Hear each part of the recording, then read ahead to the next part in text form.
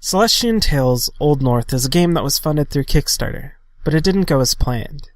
The game failed to meet its goals, receiving 60% of the backing it needed. The people at Equator Games refused to give up, and made sure everyone knew that they intended a relaunch with much more to show than the first time. And the relaunch was successful. They asked for even less than the first time, but ended up doubling what they needed. The developer ended up with 40,000 USD in funding. Equator Games is an Indonesian developer, and this is their first attempt at development. Let's explore their efforts. Celestian Tales Old North is an RPG in the style of games such as Suikoden. They are attempting to make a more realistic story and world, where actions aren't black or white. It is also influenced by games like Odin Sphere, in that there are 6 different characters to choose from at the start. The options are very limited. There are no graphics options at all. It seems a bit strange to not have any graphics options, but I understand why based on the graphics in the game. Even so, it seems like there are some things missing here that shouldn't be. There isn't even an option for resolution. Keyboard controls are remappable, and otherwise, things are about what you would expect. The graphics are based on the 2D backgrounds and sprites that you might have seen in the SNES and PS1 era. It definitely brings up images of playing titles from that era, and that's really the aesthetic that they were going for. The backgrounds are all hand-painted. It isn't all nostalgia, much of the art is beautiful in its own right. It's definitely suitable for this genre, and I personally love this style. One bad thing is the shadow and lighting system. There are many shadows that are just squares. You can also tell that the AMV sequences were done on a budget. And there are a few graphical bugs. Overall, it isn't too distracting, and the art style is good. Sprites are reused a decent amount, but only for NPCs that aren't important. There are some assets that aren't quite put together right. This can take away from the immersion a bit. Because of the perspective, you can't always tell where you can and can't go. This is a bit of an annoyance when you're walking around exploring. The gameplay is about as classic JRPG as you can get. Most of the game consists of walking through 2D environments, interacting with people, and combat. There is a lack of interaction with the environment, though. In many RPGs you can have simple interactions with things like bookcases, fires, and other random objects. It gives a bit more character to the world. This is mostly absent in Celestian Tales, which is a bit odd. You can't be a hero without rummaging through someone's cupboards. Luckily, later on there are some cupboards with items in them, so there is some rummaging to be had. These objects are highlighted by sparkles. You can't go into the majority of houses in the first city, and when you get into some of the towns where you can, there are no people inside. The lack of people inside houses is really strange. There are random collectibles, though. They don't seem to have any effect on gameplay, and are more a side thing. I personally don't care much about collectibles or achievements, so it doesn't really do anything for me. The combat system is very simple. There are no random battles. You see the enemy on the map, and if they touch you, you enter combat. When you're in combat, there are the options that you would expect. Normal attack, skills, items, defend, and escape. There is an aggro system based on the amount of stamina that you have. When you attack, use abilities, or defend, this adds to your stamina, making it more likely that you will be attacked.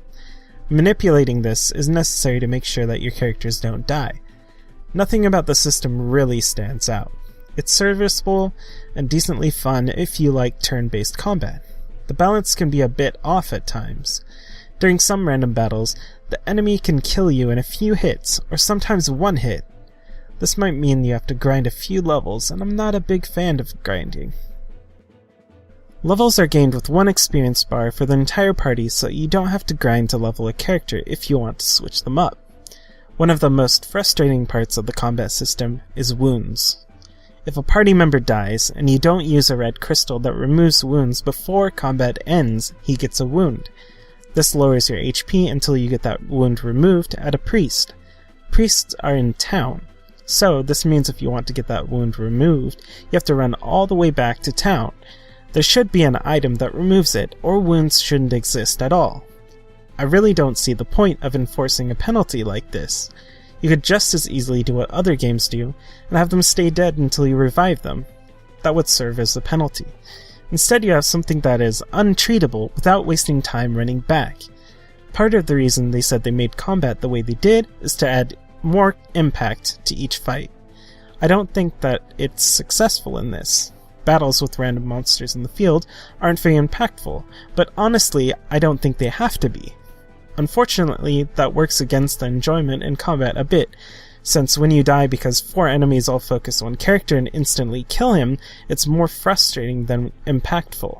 Luckily, that doesn't happen too often. The story is told from the perspective of whichever person you choose at the start. The story is actually very different. The characters you play aren't one-track-minded heroes trying to save the world. They're just normal people, and normal people have flaws. They have desires and needs. One of the characters is pretty much a bad person. He seems to lack empathy and blames it on the things that have happened to him. It's the type of story you don't often see in this genre, or really games in general. I appreciate that. Unfortunately, it isn't always obvious what the next thing you need to do is. I experienced this almost at the start of the game when I apparently had to take a nap before I could advance the story. There is a lore book that they tell you to check, but it didn't actually tell me what I needed to do, which was a bit puzzling. Normally, if you specifically tell someone that they can check something to figure out the next step, then it actually does so. Why this isn't the case here, I can't really understand. There was a moment in the game which really took a leap and made no sense. I won't spoil it, but you may find yourself as unable to suspend your disbelief as I was. It was almost M. Night Shyamalan levels of nonsense. There isn't really anything in terms of side quests. This is a shame since that could go a long way to fleshing out the characters. There were some very good moments, but some moments were a bit of a letdown. There are some choices that you get to make at some key moments, which is quite interesting. Some have immediate consequences, and I'm quite curious if there will be any consequences in the upcoming next parts. The music is great. I was actually very surprised at the quality of the soundtrack. Each track fits the mood of the scene in a way that draws you in. One thing that has been unfortunate about the more modern atmospheric tracks is that they may be beautiful, but they don't always stand out, mostly because they aren't meant to. One thing that makes one RPG stand out from another is a good soundtrack. The soundtrack definitely stands out, and it does so throughout. There is no voice acting, which may actually be a good thing, considering some of the poor voice acting present in many JRPGs. Celestian Tales Old North is a good tribute to games of the past. It treads some new territory as well in the story. It also has quite a few kinks that need to be worked out for the next part. Additionally, even though you can choose from 6 different characters, the main events don't change enough to justify playing through it multiple times if you aren't already a fan of replaying games. This is unfortunate because some of the scenes unique to the characters are the best parts of the game. I would have been much more satisfied if the scenes were incorporated into one single path. Maybe take those scenes and insert them as side quests. There are moments of brilliance in the game, but they don't extend to the entirety. They don't come near the level of games that influenced this game's development. The soundtrack is probably what stands out the most for me. It definitely raises my opinion of the game. If this series wants to be elevated above a tribute, they'll have to do so in the next part. For now, I would say that this is a decent game to tide you over until the next big JRPG release. And I'm hopeful that some of the problems will be worked out in their next game.